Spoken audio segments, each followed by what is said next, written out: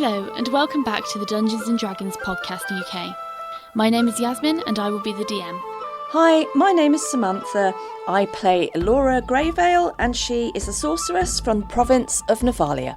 Hello, I'm Colin, and I play Cuin de Greymont, a paladin from Thraben in the province of Gavany. Hi, I'm Ryan. I play Ogvar Shawfort, a goat-herding, mushroom-seeking ranger from Kessig. Hi, I'm Rick, and I play Otto, a spring sage from Hanweir sworn to the land, wandering the plain and setting wrongs to right with his Ursine companion, Bojo.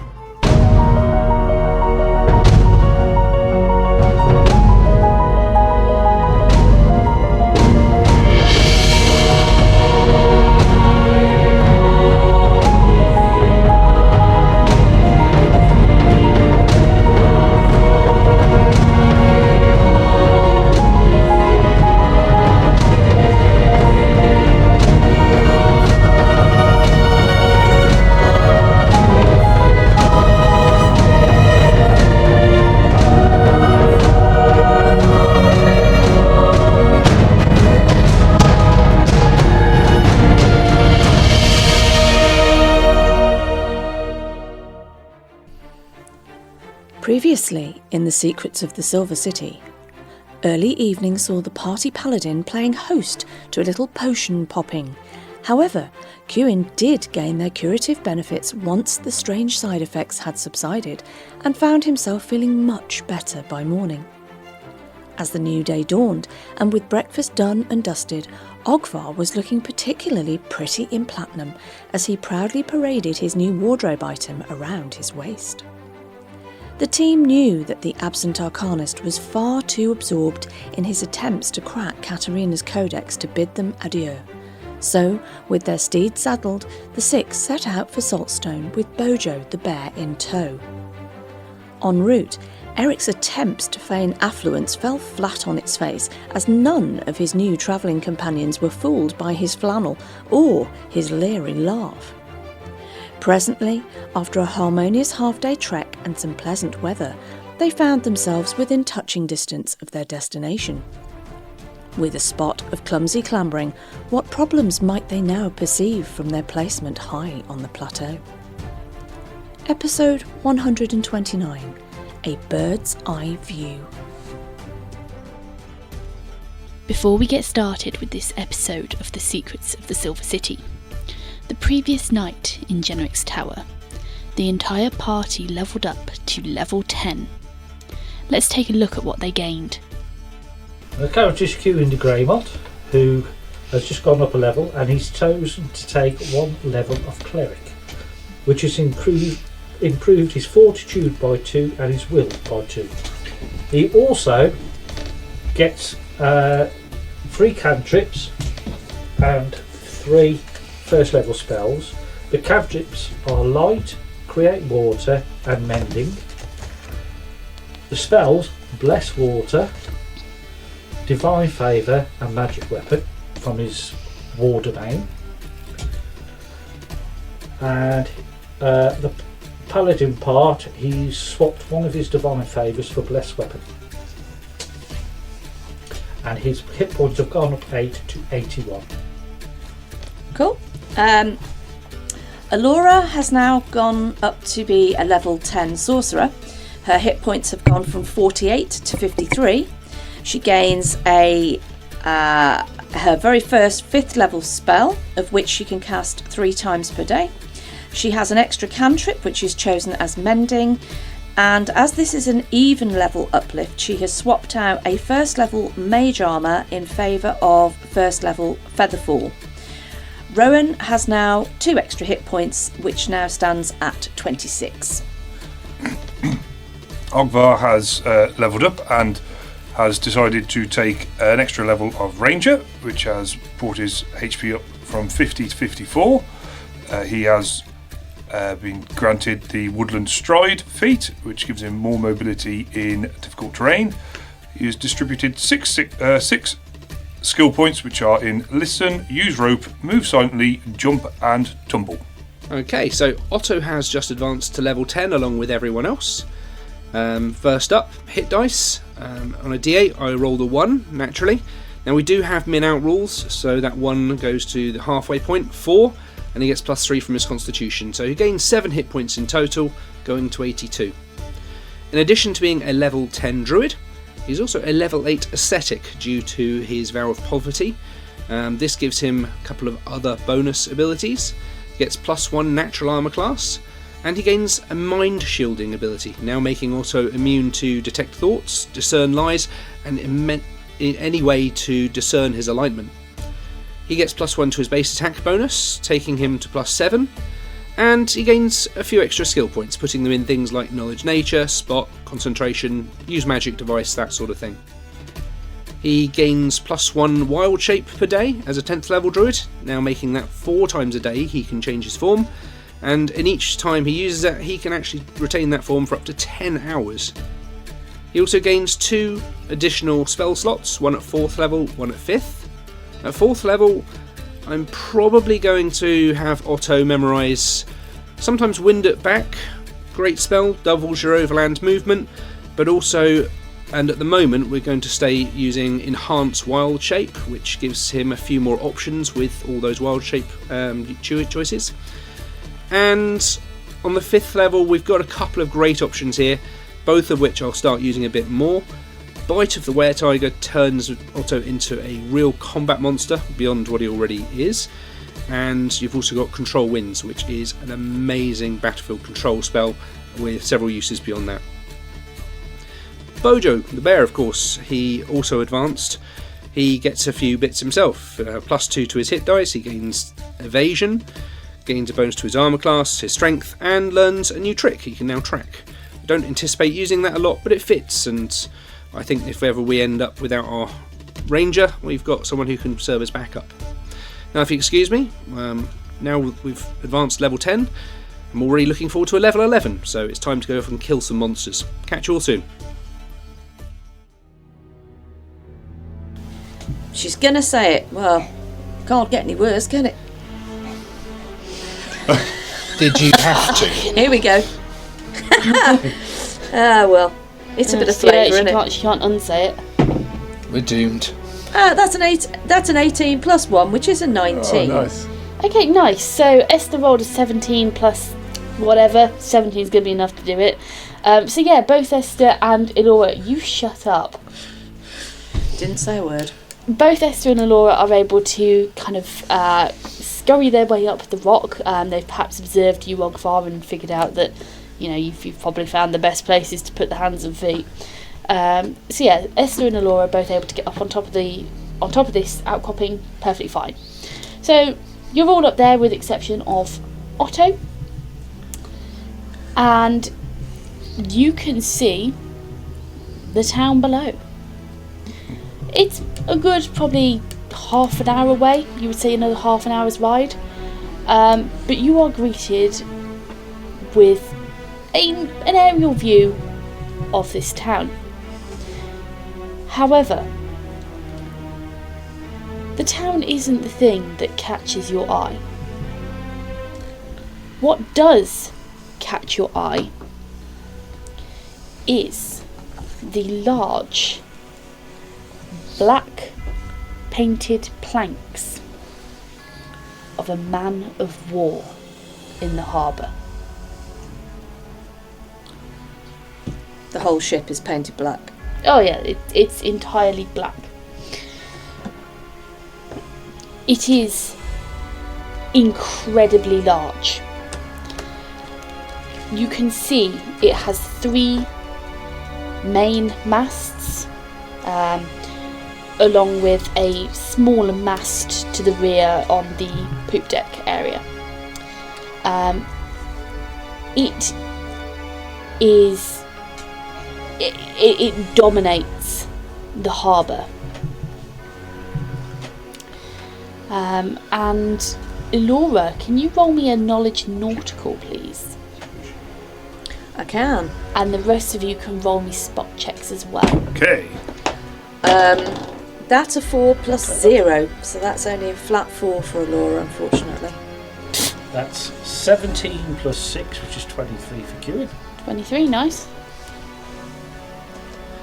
That one. Oh, I'm still coiling my rope up, and I've got it all tangled up, and there's a knot in it, and I'm not really paying attention. And Can you run with spot check as well, please? A spot check. Yeah. Yes, I can. Otto, how are we looking?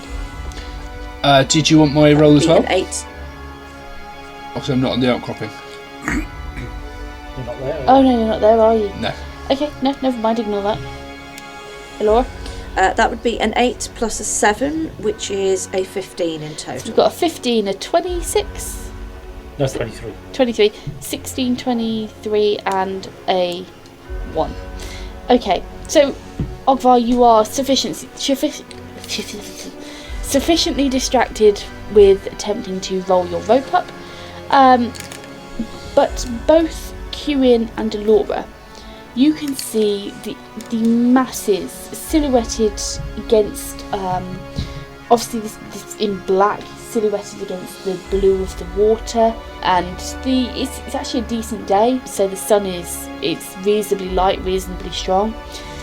Silhouetted against this, you can see the numerous ropes which are connected to the masts and to the sails leading down to the deck of the ship. They almost look like they're dripping off the top sails and the cross beams. There are so many of them, they are like hanging and dripping down almost. The sails are tattered, and usually you would think they are not in a serviceable condition, but they look tattered, they look ripped, they look frayed, pure black. The ship itself looks to be a work of beauty. It is covered in carvings, you can't see the details, but you can see that this is clearly carved. And at the prow you can see a large figurehead of a skull. It's almost got this kind of gothic look to it. It's dark, it's heavy set, it looks this is just this sense of opulence. If you go into an old church and you see like all the carvings, it looks to be gorgeous work. And around the masts you can also see a vast quantity of flying creatures. You can't tell what they are from this distance, but they look big. are they around the ship? Yeah, so they're swooping, making laps around the sails, around the masts, dipping below to skim across the water underneath the prow. They are, they're making loops. They're very clearly moving around. Okay. I'm assuming that Elora does not know this ship. No. You've not seen this ship before. No. It's very, very recognisable. Yeah. I say, it's a rather ornate ship, but it seems to have had better days. What do you reckon? It's a bit tatty around all the sails, but it's very elaborately carved. Well, What are those things flying around? I have... From here, I genuinely don't know. They're quite large. I do not recognise this ship, and it is quite distinctive. I mean, that's not small. Oh, Would Elora think that it was a cargo ship? What would she think? This Would is she a man know- of war. Right, so it's This is most armed up to the... definitely not a cargo ship. You are used to seeing the shallow drafted boats and sloops, merchant vessels, perhaps a galleon around the place, one of the more seafaring ones which takes the route from Havengirl down to Drunau. But you are more used to the shallow drafted boats which sail the waterways from Gavany, from Thraben down to Havengirl. Would she know who might? I mean, man of war. I mean, that's got to be some military outfit, or pirate outfit, or would she have any idea whatsoever? Not particularly. So make me another knowledge nautical, please. No, that's a 5 all in. Yeah. She really doesn't know this So boat. you're not sure who you know who would have seen a ship like this before. You are the associates you make in your day job, so to speak.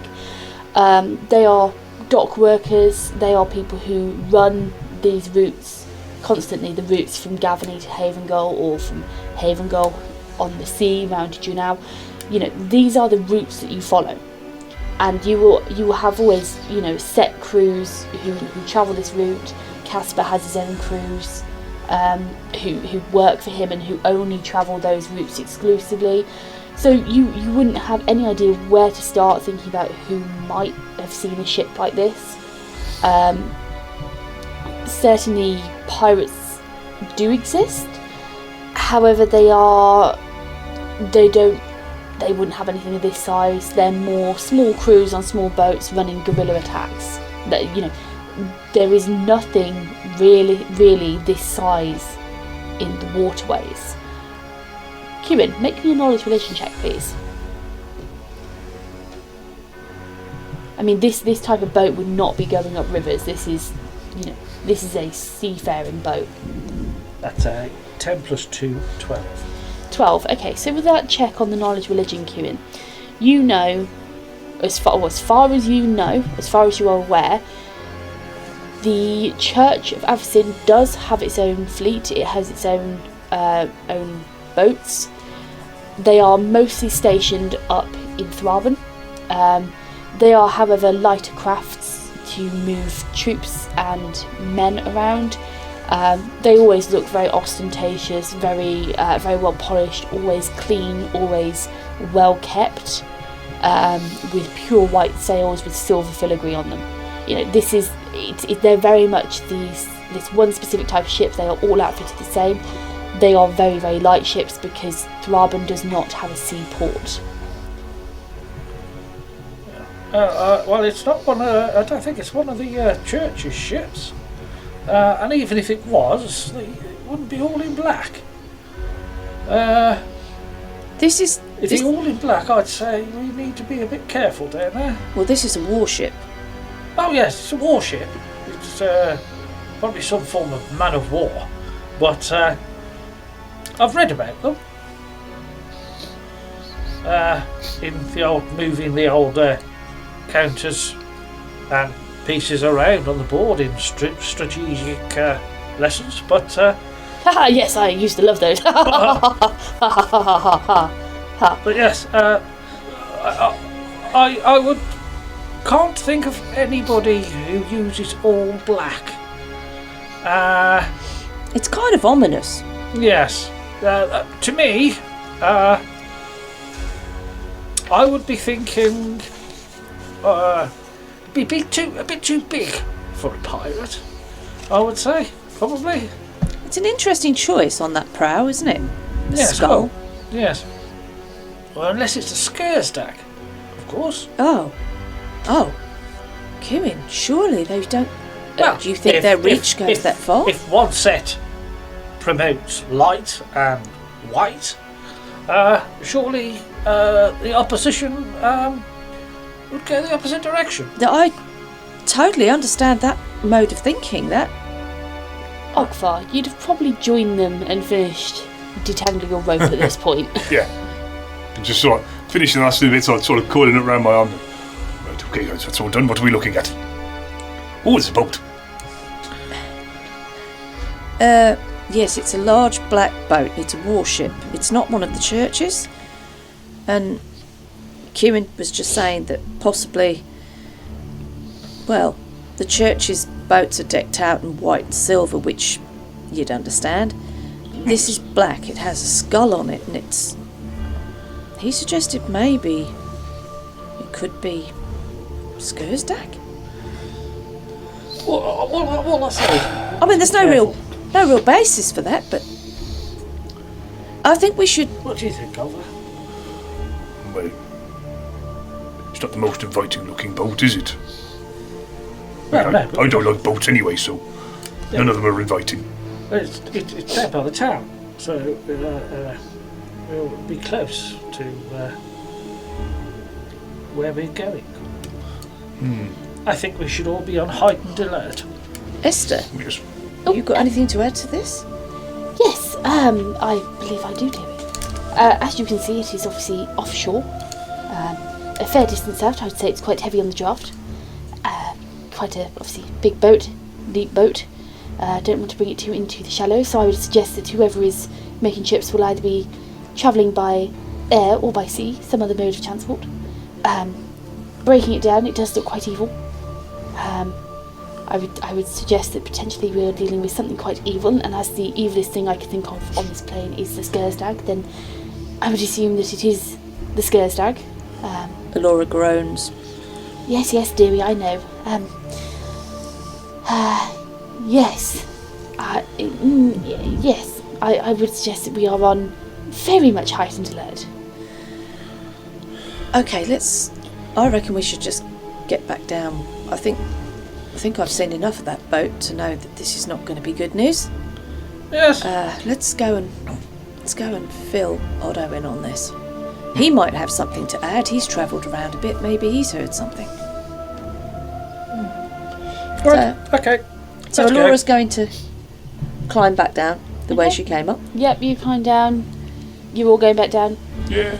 Yep, so everyone will make their way back down towards Otto, who has thus far been taking care of the horses and fussing with Bojo.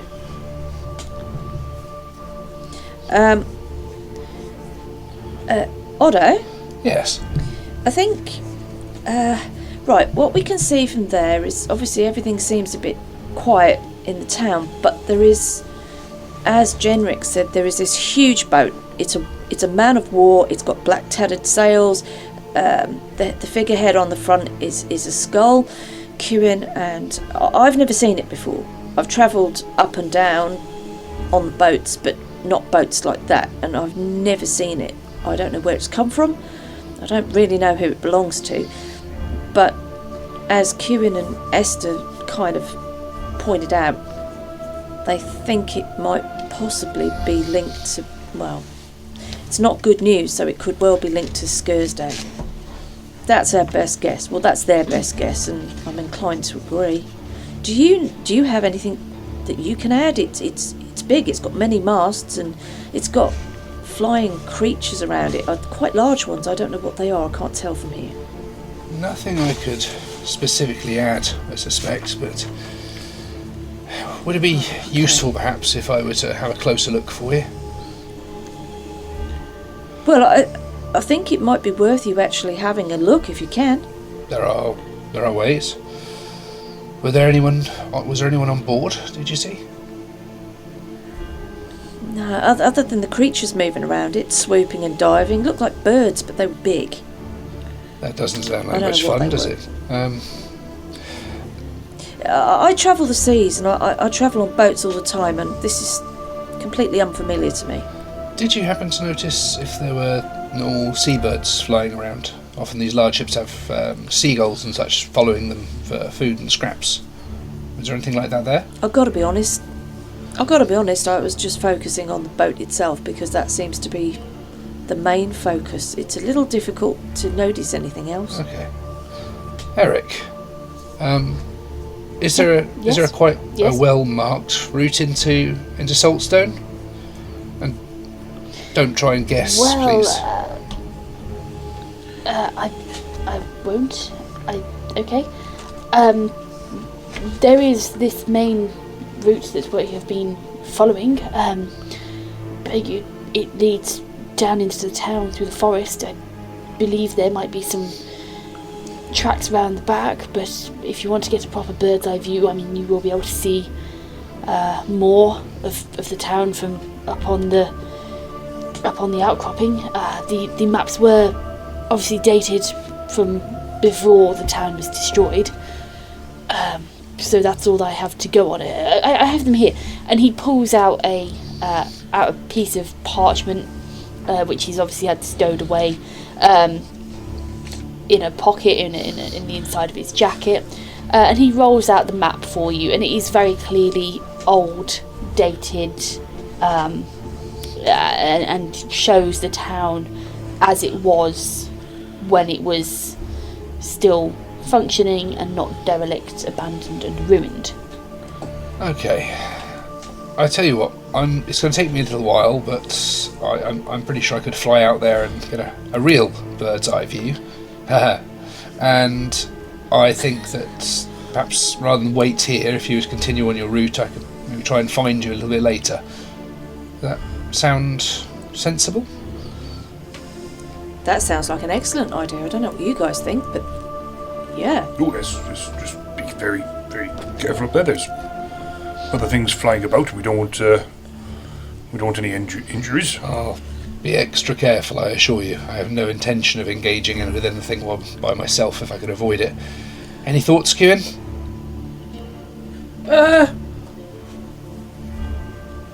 Any thoughts to add?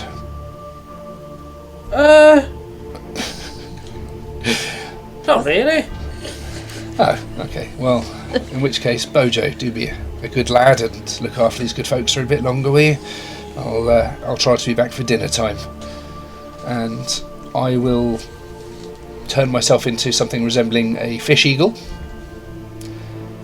Okay. And fly off in the general direction of said black ship. Okay, so you take to the wing, Otto. So, for a very quick reference, because I didn't get a full description in earlier, I gave you the description of the ship, and however I did not give you the description of the town. Okay. What you would have seen when you looked at the town, obviously from the distance you are away, half an hour trip away, upwards, you're not going to see anything in high detail and high resolution without an aid of an ocular device, so to speak.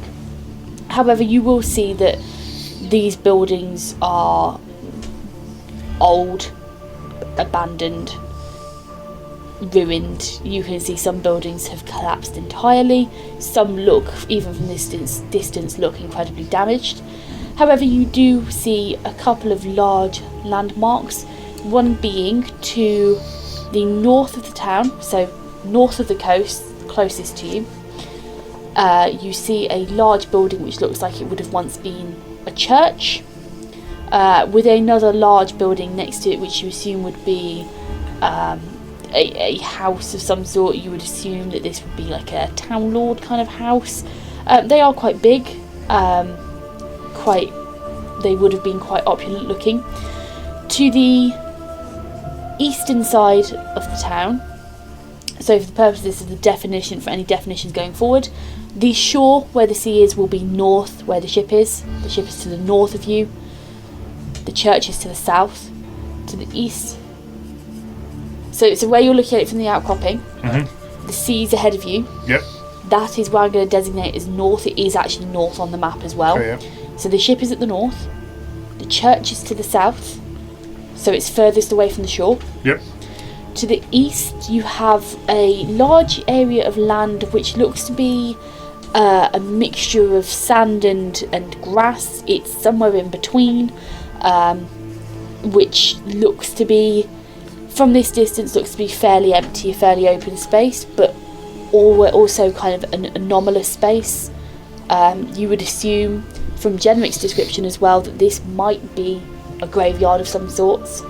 It has that look about it. And then to the west hand side you have what looks to be a quite close packed together kind of residential district. The rest of the buildings in this town are, or they were, reasonably large, middling size, and equally spaced away, but to the west hand side you have a particularly dense area of buildings, quite a few of them quite close together. To the north as well you have this kind of a C-shaped harbour. It's quite a gentle curve with what appears to be the ruins of some walkways or docks leading out into the water itself.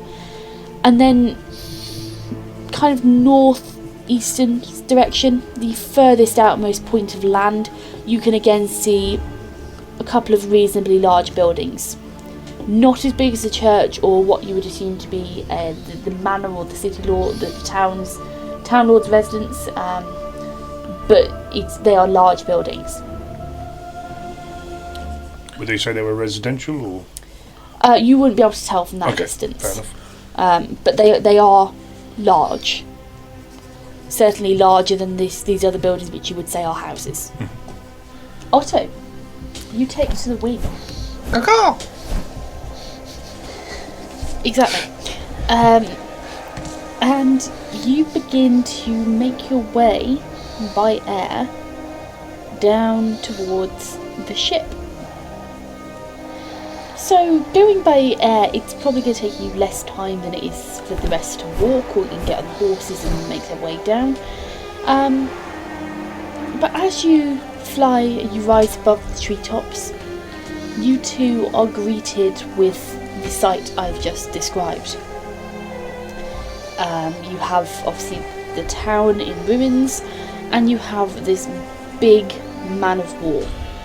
And indeed you can see that there are several avian creatures making their way, flying in lazy loops and circles around the masts and around the ship itself. Okay. What are you doing? Are there any seabirds around that are acting normally? Are they being ignored? Make me a spot check, please. Sure. So, this is where I rely on the eagle, which apparently gets +8 to its perception checks. Nice. And combined with my own, it's going to take me 2. So spots. My spot is 18, plus 8 is 26, plus another 8, 34. Okay.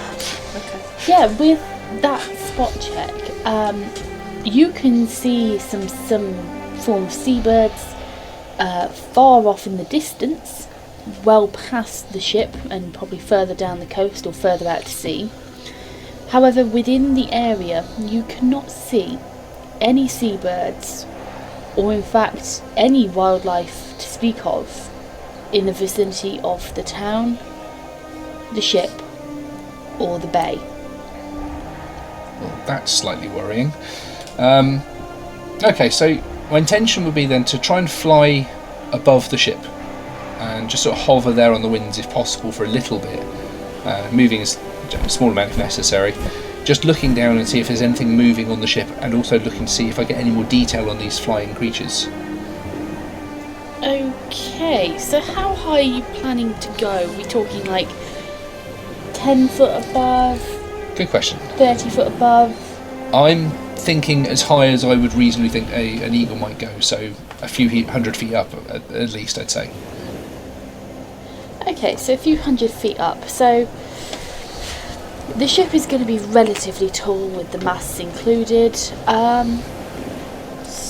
we're going to make a roll here.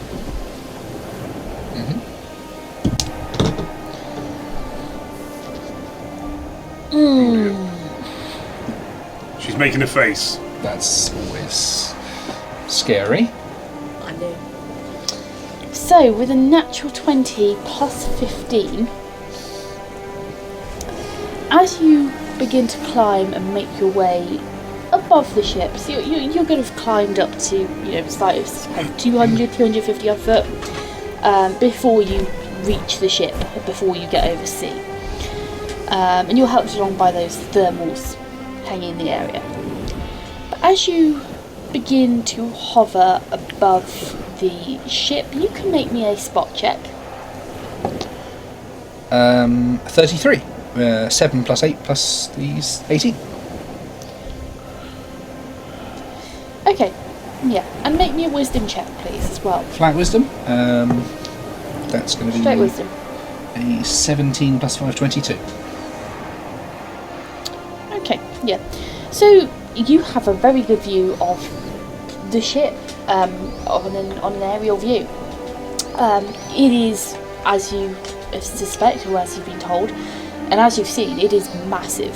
The deck, like the rest of the ship, is a dark black, and you cannot see any movement on deck.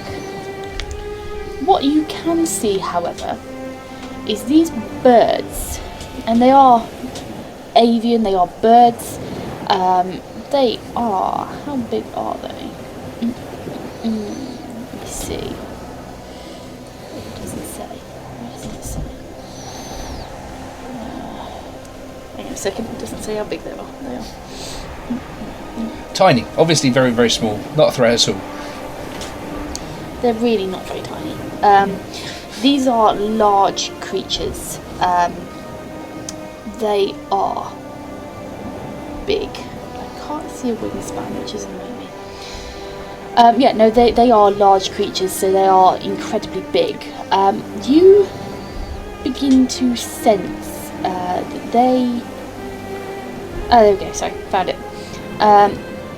The wingspan on these creatures you would estimate to be roughly in the region of 20 foot. Huh? They are big. And as you are observing the deck and you know, just the ship in general, you notice that a couple of these birds begin to break away, open their wings, and begin rising on the thermals. Okay.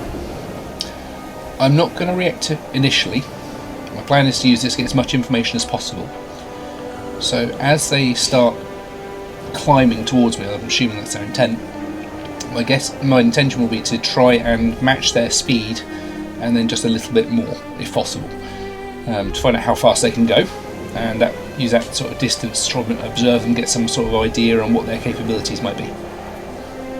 Okay, what is your flying speed, Otto? With the spell I've got active, it's currently 90 feet. Okay, yeah.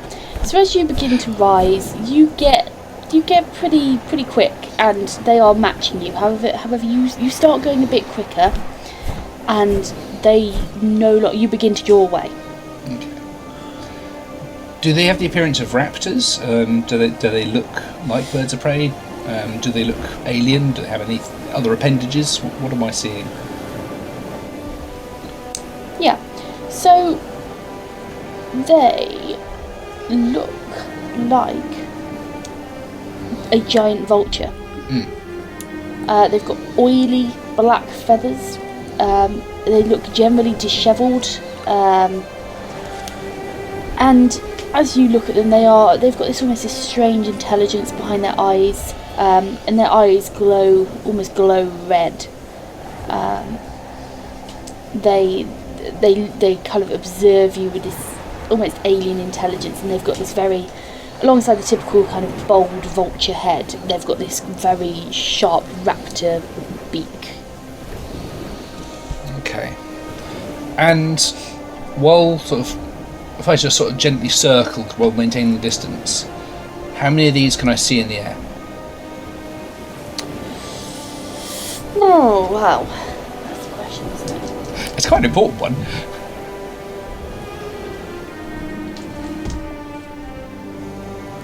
Okay.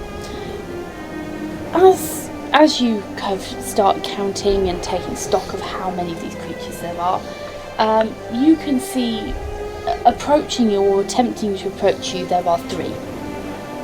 However, circling around the rest of the ship, you can see somewhere between 20 and 40 of them. Ooh. Okay. Yeah, that's too many to risk. And roughly what sort of speed are they travelling at? They're not going at your top speed. They are slower. They are big creatures. They are slower. They are not meant for hunting or for any kind of fast flying. These are, you would say, carrion birds. They're not actively going to be looking for anything to hunt in that sense. Although they are still incredibly quick, far quicker than you would be walking. Would they be quicker than, I'm thinking about my companions here, than a running horse, for example? Running horse, what are we going to say? You probably move, say an eagle, probably moves a bit faster than a horse. So yes, they are going to be faster than a running horse. Okay. So I'm going to gently move away from them and try and get a look over the town to see if I can see anything moving in the town. Keeping my speed up to evade them. So, in the process of you circling over this ship and trying to get some better angles on it, you will also see one other thing. You will see at the rear of this ship the nameplate, Yeah. which reads the Shattered Moon. Shattered Moon. So, you begin to move over the town. These vultures, they track you. They're obviously not as fast as you, but they do track you, and they do kind of keep as much pace as they can with you. And they're certainly interested in your presence. Moving over the town, you can't see any movement in the western side of the town. You don't see any movement in the southern part of the town. You do, however, see some movement in the eastern part of the town. What sort of movement am I seeing? So from the air you can see in the graveyard there appears to be some vaguely humanoid creatures moving around. Okay. And are they sort of moving slowly, sort of staggering around, or are they moving with more purpose? They are moving slowly, staggering, moving slowly. Doesn't seem to be any kind of order or any kind of form. You can make me a spot check as well, again, please. That's a bit better, so that's a nat 20. Nice. Plus the 18 That's plus what 8. we want. So a total of 46 for a new record high for Yeah, me. that'll do it. That'll do it. Yeah, so you can see that these figures, they appear to be undead in nature, you would say. You can see some very visible bone. You can see, they're clad in armour, but you can see visible bone. Okay. That's another fun little thing. At the moment, I can't think of anything else that I would want to particularly have it. Well, no, I can. Those larger buildings. Is there anything I can ascertain from the air as to what other purpose they might have? Yeah. So the larger buildings by the sea, by the harbour area, you can see that one of these buildings, there looks to be about 3 of them. 2 of them appear to be joined by another kind of smaller building / corridor. They appear to be interjoined, but almost two separate buildings. One of these buildings has retained some damage. You can see that it's been battered, beaten. It's half of the roof is missing. It's open to the elements. And the other building is almost at right angles to this one building. So you've got this double building, and then you've got on the right angle another large building, but it's separate. Looking at them, they appear to be, you would say, some form of something related to shipbuilding, to the harbour, perhaps the harbour masters. And the other building looks to be a merchant's of some kind. You can see a very dilapidated old sign, which appears to, one half of it's gone, but the other half appears to say champs, which you would obviously then logically assume is merchants. Yeah. And the other buildings, like the one next to the church and that, anything else to note from this position before I find a way to return to everyone else?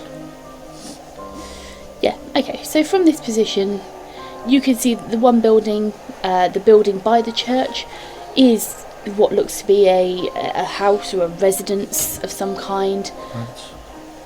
Manse?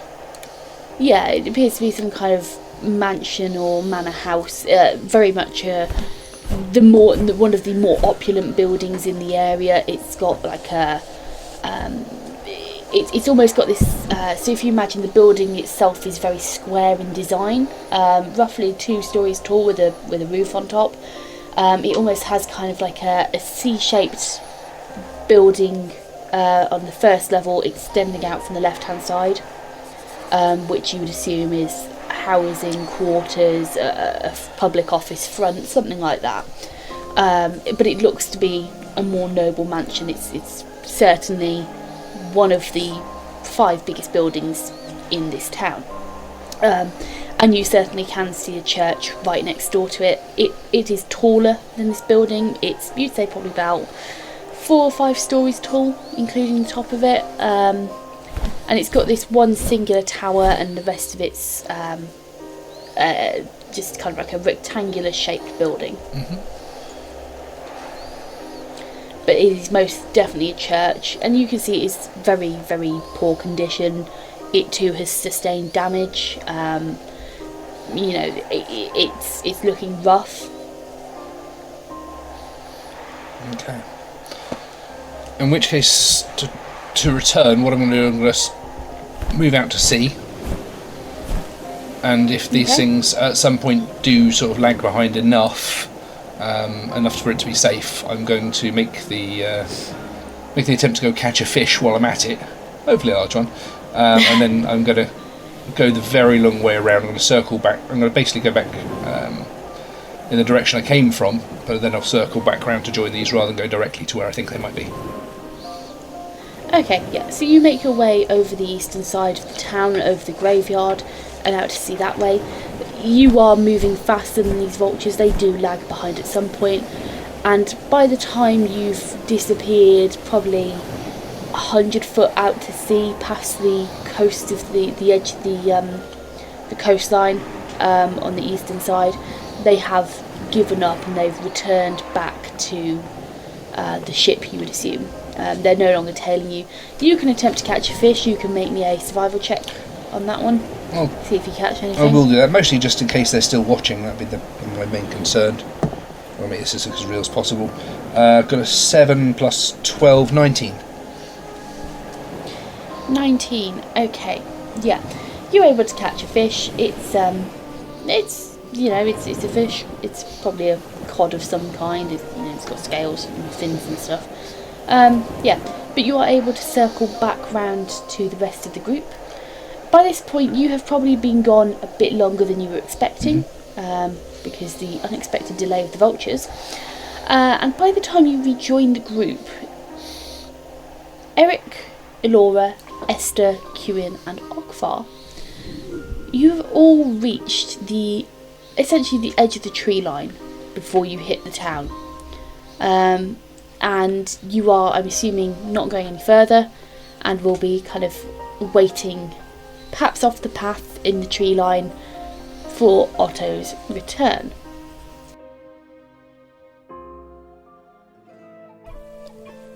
As they gazed down on the Gothic-styled black galleon lurking ominously in the harbour, the companions concerned had deepened. Mindful to avoid the clearly visible and considerable numbers of vicious-looking vultures, the druid ditched his natural form in favour of a fish eagle and took flight to embark on a somewhat crucial fact-finding mission. As Otto surveyed the scene from way up high, all seemed silent and still, save the huge black oily feathered fiends lurking lazily in the airspace above the shattered moon. Away to the east of the settlement, he spied a suspicious proliferation of people well past their sell-by dates, surreptitiously shuffling around within Saltstone's cursed burial grounds. With investigations concluded, it was time to turn tail, beat a hasty retreat and share his findings with his friends. What will they decide to do next? Find out in episode 130. Hey, you made it this far, so lend us your ears for a moment longer if you will. Firstly, we are most humbled that you are enjoying our yarn, and the crew thank you from the bottom of their hearts for your patronage. Producing this podcast is incredibly hard work, and as such, if you would like to support us, there are a few ways in which you could really make a difference. Sharing links to friends and family helps to spread the word so others like you can find us, and in turn they too can enjoy the show. Equally helpful is leaving a 5-star review on Spotify and any other streaming services, which will help us immensely. Or, if you feel you could go that extra mile and contribute a few coppers to keep our creative juices flowing, you can hop on over to our Buy Me a Coffee page or drop us an email. We would all be immensely grateful for your support in any form. Lastly, we invite you to visit our website, where you will find information on our campaign from backstories to settings. Join our Facebook group or follow us on Twitter. All the links are in our episode bios.